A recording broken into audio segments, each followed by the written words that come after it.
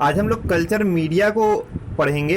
तो इस वीडियो में हम लोग क्या क्या देखेंगे कि basic requirements of culture media क्या क्या होते हैं, कंपोनेंट्स ऑफ कल्चर मीडिया क्या क्या हैं और क्लासिफिकेशन ऑफ कल्चर मीडिया कैसे किया गया है, सारे को हम लोग अच्छे से पढ़ेंगे।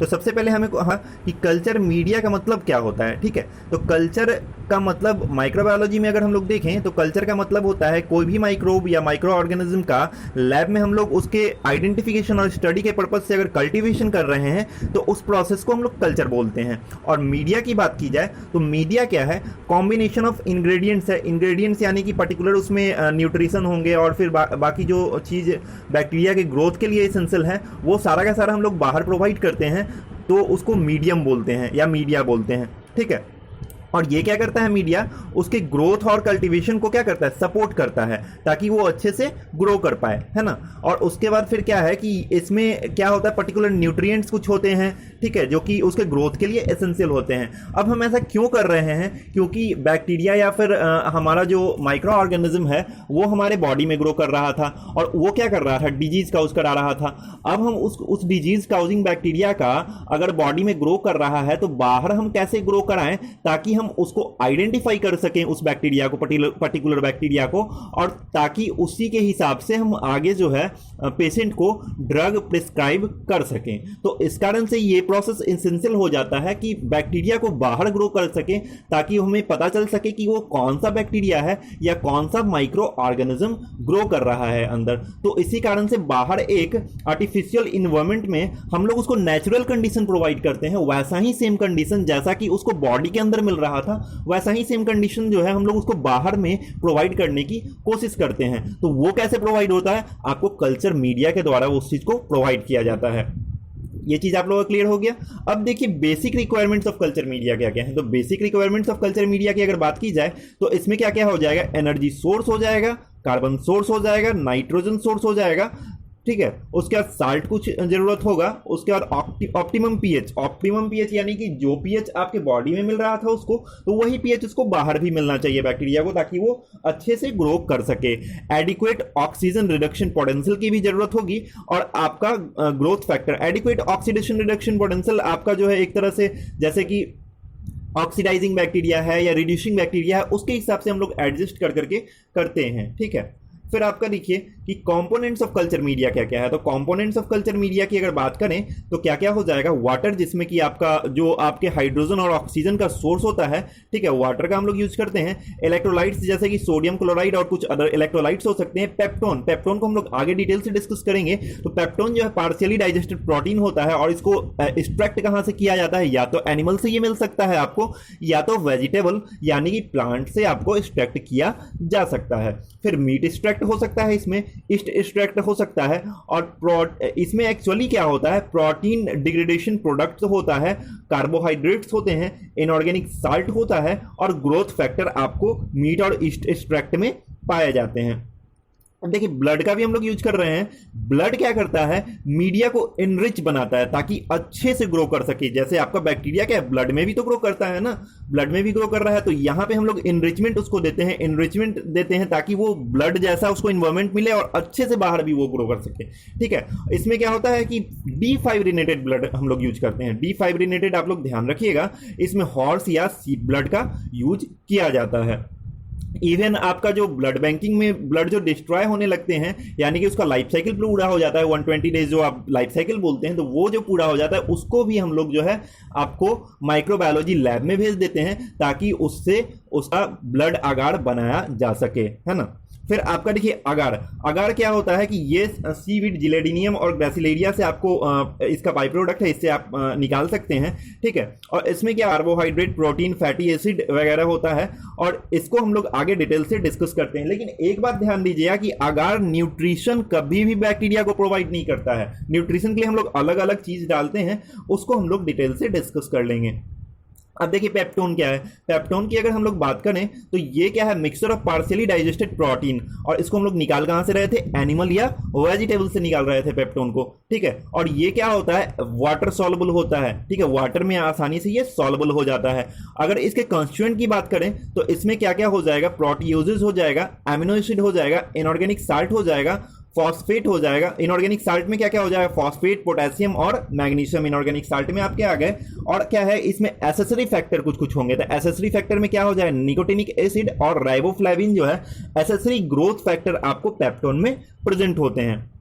अगर इसके सोर्स की बात करें तो सोर्स में क्या हो जाएगा कि अदर ये लीन मीट से आपको मिलेगा, ठीक है, लीन मीट से मिलेगा। और आपका अदर प्रोटीन मटेरियल जैसे कि हार्ट मसल हो गया, कैसीन हो गया, ये भी आपका प्रोटीन ही है। फिर आपका फाइब्रिन हो गया और सोया फ्लोर, ये प्लांट एक्सट्रैक्ट से आपको मिलता है। और इन सभी को हम लोग क्या करते हैं कि प्रोटियोलिटिक एंजाइम पेप्सिन जो है, प्रोटियोलिटिक एंजाइम पेप्सिन है, ये क्या करता है, प्रोटीन को तोड़ता है, ठीक है। तो इनको पार्शियली डाइजेस्ट कर देंगे और उसके बाद ये पेप्टोन के तरह यूज होता है कल्चर मीडिया में, ठीक है।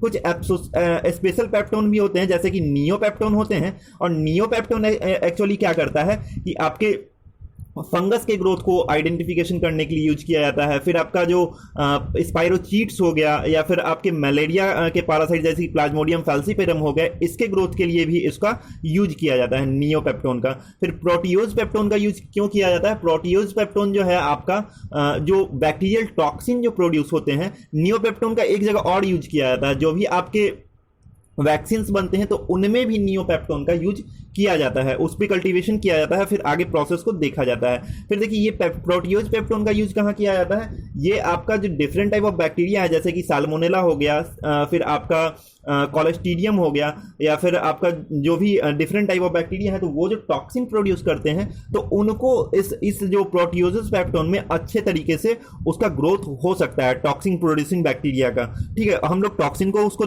निकालते हैं और आगे जो फर्दर स्टडीज के लिए हम लोग उसको देखते हैं। और इसमें टॉक्सिन बन सकता है, टॉक्सॉइड बन सकता है, टॉक्सिन एंटीटॉक्सिन का मिक्सचर भी इस आपके जो स्पेशल पेप्टोन है इससे आपको तैयार किया जाता है। इस पे कल्टीवेशन कर करके आपको तैयार किया जाता है। फिर देखिए माइकोलॉजिकल पेप्टोन से आपको पता ही चल रहा है, माइकोलॉजिकल पेप्टोन का मतलब क्या होता है कि ये मेनली किसके लिए है, ये मेनली आपके फंजाई के ग्रोथ के लिए है।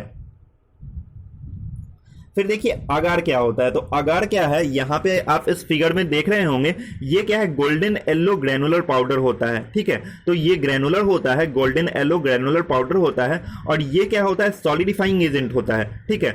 और ये पाउडर फॉर्म में अवेलेबल होता है, और वाटर डालने पे क्या होता है कि ये उसके साथ जो है घुल जाता है, और उसके बाद अगर ज्यादा अगार हम लोग दिए हैं तो वो सॉलिडिफाई कर जाएगा, अगर कम अगार का कंसंट्रेशन है तो वो क्या करेगा, जेलीफाई कर जाएगा, ठीक है। लेकिन और क्या है इसमें कि इसमें और प्रॉपर्टी क्या है कि अगर बॉयल करते हैं तो ये मेल्ट कर जाता है, लेकिन अगर कूल करेंगे तो ये जेलीफाई हो जाएगा अगर, ठीक है। तो ये सब चीज आप लोग ध्यान रखिएगा। जिलेडेनियम और ग्रासिलेडिया से इसको निकालते हैं, एक्सट्रैक्ट करते हैं, ये आप लोग को पहले बता चुका हूं मैं, इसका कोई भी न्यूट्रिटिव वैल्यू नहीं है, ठीक है। हम लोग जिलेटिन के कंपैरिजन में अगार को कंसीडर करते हैं अच्छा सॉलिडिफाइंग एजेंट। क्यों करते हैं, क्योंकि ये जो है 98 डिग्री सेंटीग्रेड पे मेल्ट होता है और सॉलिडिफाई जो है 42 डिग्री सेंटीग्रेड पे करता है, ठीक है। लेकिन और इसमें क्या खासियत है कि इस जो 98 डिग्री सेंटीग्रेड और 42 डिग्री सेंटीग्रेड पे कर रहा है, तो ये हमारे बॉडी का जो एक फिजियोलॉजिकल एटमॉस्फेयर है तो उसके हिसाब से आपका ये इन्वायरमेंट प्रोवाइड करता है, ठीक है, बैक्टीरिया को, तो इसलिए इसको हम लोग कंसीडर करते हैं। लेकिन अगर जिलेटिन की बात की जाए तो ये 24 डिग्री सेंटीग्रेड पे ही मेल्ट हो जाता है, और इस कारण से इसको कंसीडर हम लोग अच्छे सॉलिडिफाइंग एजेंट की तरह नहीं करते हैं। रूम टेम्परेचर पे क्या होता है, जिलेटिन लिक्विड होता है। अगर हम लोग अगार की बात करें, इसका कंसंट्रेशन ऑफ अगार की बात करें, तो अगर सॉलिड मीडिया हम लोग को प्रिपेयर करना है तो 1 से 2% अगार जो है सफिशियंट होता है। जापानीज अगार की बात करें तो 2% अगार जापानीज अगार यूज होगा, और आपका न्यूजीलैंड अगार जो है 1.2% जो है न्यूजीलैंड अगार यूज होता है। अगर सेमी सॉलिड अगार की बात करें तो 0.5% तक जो है अगर हम लोग अगार यूज करें तो आपका सेमी सॉलिड आपको मीडियम बना देगा। और सॉलिड अगार जो है, अगर प्रोटियस स्वार्मिंग को हमको इनहिबिट करना है तो ये 6% अगार आपको जरूरत होगा। प्रोटियस स्वार्मिंग हम लोग आगे डिटेल से डिस्कस कर लेंगे। अब देखिए classification based on physical state के या कंसिस्टेंसी के आधार पे हम लोग क्लासिफिकेशन कर रहे हैं। तो क्लासिफिकेशन में क्या क्या हो जाएगा, ये सॉलिड मीडिया, तो सॉलिड मीडिया में क्या है कि 2% अगार की जरूरत होगी। 2% अगार जैसे कि हम लोग पहले डिस्कस कर चुके हैं, तो ये 2 से 2.5% हम लोग बोल सकते हैं, 1.5 से 2.5% अगार हम लोग यहाँ पे देख रहे हैं। और ये जो है, जो हम प्लेट में इसका ग्रो करते हैं या जो प्लेंट में हम लोग कल्टीवेट करते हैं तो उसको क्या बोलते हैं, पेट्री डिस्क बोलते हैं या फिर अगार प्लेट हम लोग बोलते हैं। तो इसको मेन इसका एग्जांपल क्या हो जाए, न्यूट्रिएंट अगार आपका एग्जांपल हो जाएगा। सेमी सॉलिड मीडिया की अगर हम लोग बात करें तो 0.2 से लेकर के 0.5% तक जो है अगार हम लोग इसमें यूज कर सकते हैं। और ये मेनली क्यों यूज किया जाता है कि मोटाइल और नॉन मोटाइल बैक्टीरिया को डिफरेंशिएट करने के लिए सेमी सॉलिड मीडिया आपको यूज किया जाता है। ठीक है, यहाँ पे आप लोग इसका देख सकते हैं फिगर में, डायग्राम में। इसका एग्जाम्पल क्या हो जाएगा, न्यूट्रिएंट ब्रोथ हो जाएगा, जो कि 0.5% अगार हम लोग यूज कर रहे हैं उसके साथ। तो ब्रॉथ मतलब क्या होता है, ब्रॉथ मतलब लिक्विड होता है। तो यहाँ पे देखिए लिक्विड मीडिया में आपका ब्रॉथ हम लोग कंसीडर कर रहे हैं। ये देखिए पूरा का पूरा लिक्विड है, इसमें कोई भी सॉलिडिफाइंग एजेंट यानी कि अगार हम लोग यूज नहीं किए हैं। तो ये आप लोग देख सकते हैं सही से। फिर देखिए कि ऑक्सीजन रिक्वायरमेंट के हिसाब से हम लोग इसका दो पार्ट में इसको डिवाइड किए हैं, एरोबिक मीडिया फिर एनारोबिक मीडिया। एरोबिक मीडिया की अगर बात करें तो इसमें ऑक्सीजन की रिक्वायरमेंट्स होगी। तो इसमें एग्जांपल क्या क्या हो जाएगा, मैकॉन्की ब्रॉथ हो जाएगा, फिर आपका मैनिटोल साल्ट अगार हो जाएगा, और क्या मैकॉन्की ब्रॉथ हो जाएगा, मैनिटोल साल्ट अगार हो जाता है। मैकॉन्की ब्रॉथ को आप यहाँ पे देख रहे हैं, ये मैकॉन्की ब्रॉथ है। और मेनली ये मैकॉन्की ब्रॉथ में क्या करते हैं कि आपका इकोलाई के ग्रोथ को हम लोग देखते हैं। सही से आपको इकोलाई जो है मैकॉन्की ब्रॉथ में आपको दिख जाएगा, इकोलाई के ग्रोथ। ठीक है, और हम लोग मैनिटोल साल्ट अगार की बात करें तो मैनिटोल साल्ट अगार में क्या होता है कि स्ट्रेप्टोकोकस ऑरियस का ग्रोथ आपको देखा जाता है। तो ये फर्मेंटेटिंग बैक्टीरिया है, अगर फर्मेंटेट कर गया तो ये पॉजिटिव रिजल्ट देगा, फर्मेंटेट नहीं करा तो ये आपका जो है रेड कलर जो है आपको दे रहा है, यानी कि कलर चेंज नहीं हुआ। तो यही मैनिटोल साल्ट अगार है। फिर आपका देखिए यहाँ पे एनारोबिक बैक्टीरिया, यानी कि इसमें ऑक्सीजन की रिक्वायरमेंट्स नहीं होगी। तो एनारोबिक बैक्टीरिया में क्या हम लोग यूज करते हैं, Robertson cook meet media use करते हैं। देखिए ये जो है इस तरह का रॉबर्टसन कुक मीट मीडिया होता है। यहाँ पे जो है मीट जो है एक तरह से कुक कर करके, हल्का सा कुक कर करके इस मीडिया में भरा जाता है और उसके बाद इस पे बैक्टीरिया का ग्रोथ कराया जाता है। तो ये सब आप लोग जो है डिटेल से अच्छे से देख रहे हैं। फिर देखिए कि आगे क्या है, बेस्ड ऑन केमिकल कंपोनेंट। तो केमिकल कंपोनेंट के बेस पे जो है कैसे कैसे डिवाइड किया गया है। सबसे पहले क्या है कि सिंपल या बेसल मीडिया हो गया। तो सिंपल या बेसल मीडिया की अगर हम लोग एग्जांपल की बात करें तो न्यूट्रिएंट ब्रॉथ हो जाएगा, न्यूट्रिएंट अगार हो जाएगा, और पेप्टोन वाटर। न्यूट्रिएंट ब्रॉथ हो जाएगा, न्यूट्रिएंट अगार हो जाए, पेप्टोन वाटर हो जाए, और सेमी सॉलिड मीडिया जो है आपका किस में आ जाए, सिंपल मीडिया में या फिर बेसल मीडिया में आ जाएगा। न्यूट्रिएंट ब्रॉथ में क्या होता है कि इसमें क्या होता है, पेप्टोन होता है, मीट एक्सट्रैक्ट होता है और सोडियम क्लोराइड होता है। ठीक है, तो न्यूट्रिएंट ब्रॉथ में क्या होता है ये आप लोग ध्यान रखेंगे, पेप्टोन होता है, मीट एक्सट्रैक्ट होता है और सोडियम क्लोराइड होता है। और न्यूट्रिएंट ब्रॉथ की बात करें, एनबी मतलब न्यूट्रिएंट ब्रॉथ में हम लोग 2% अगर अगार मिला दे रहे हैं तो ये न्यूट्रिएंट अगार बना देगा। ठीक है, इसका यूज कहाँ करते हैं, डिफरेंट कॉलोनीज को सेपरेट करने में उसका यूज किया जाता है। फिर कॉलोनी के मॉर्फोलॉजी को भी हम लोग स्टडी कर सकते हैं, पिगमेंटेशन का भी उसका देख सकते हैं, किस कलर का वो पिगमेंट प्रोड्यूस कर रहा है, और बायोकेमिकल आइडेंटिफिकेशन भी इस अगार से, ये सिंपल मीडिया से हम लोग या बेसल मीडिया से हम लोग करते हैं। फिर सिंथेटिक या फिर डिफाइंड मीडिया। तो सिंथेटिक या डिफाइंड मीडिया में क्या है कि ये आपका जो भी इसमें कंस्टिट्यूएंट यूज हो रहे हैं तो वो आपका डिफाइंड होता है। ठीक है, तो केमिकली डिफाइंड मीडिया भी हम लोग इसको बोलते हैं। और इसमें जो है मीडिया में क्या होगा, पेप्टोन वाटर होगा और न्यूट्रिएंट ब्रॉथ होगा। 2% हम लोग अगार इसमें यूज कर रहे हैं, ये सॉलिड मीडिया हो जाए 2% अगर यूज कर रहे हैं तो। ठीक है, और फिर क्या है कि ये स्पेशली प्रिपेयर्ड मीडिया कैसे प्रिपेयर किया जाता है, प्योर कल्चर सबस्टांस और रिसर्च पर्पस के लिए स्पेशली इसको प्रिपेयर किया जाता है। ये आप लोग ध्यान रखेंगे इसको। ठीक है, और इसका एग्जाम्पल की बात करें तो इसमें 1% ये पेप्टोन वाटर हो जाएगा इसका एग्जाम्पल। 1% पेप्टोन और 0.5% NaCl अगर वाटर में हम लोग मिलाएं तो पेप्टोन वाटर हम लोग उसको बोलते हैं। अब देखिए यहाँ पे नॉन सिंथेटिक मीडिया, तो नॉन सिंथेटिक मीडिया में हम लोग क्या बोलेंगे, अनडिफाइंड या कॉम्प्लेक्स मीडिया हम लोग इसको बोलते हैं। तो अनडिफाइंड यानी कि हम लोग केमिकल कॉन्स्टेंट जो इसमें यूज हो रहा है उसका एग्जैक्ट कंसंट्रेशन जो है आपको पता नहीं है। ठीक है, तो केमिकली नॉट डिफाइंड होता है और इसका कॉम्प्लेक्स मटेरियल कंटेन करता है। इसका अगर एग्जाम्पल की बात करें तो आपका ब्लड अगार हो जाएगा, TSA हो जाएगा यानी कि ट्रिप्टिकेज स्वाय अगार हो जाएगा, और इसका अनडिफाइंड कॉम्प्लेक्स में क्या क्या हो जाएगा, कैसीन डाइजेस्ट हो जाएगा, सोयाबीन डाइजेस्ट हो जाएगा, सोडियम क्लोराइड हो जाएगा और अगार हो जाएगा। फिर ईस्ट एक्सट्रैक्ट भी होता है।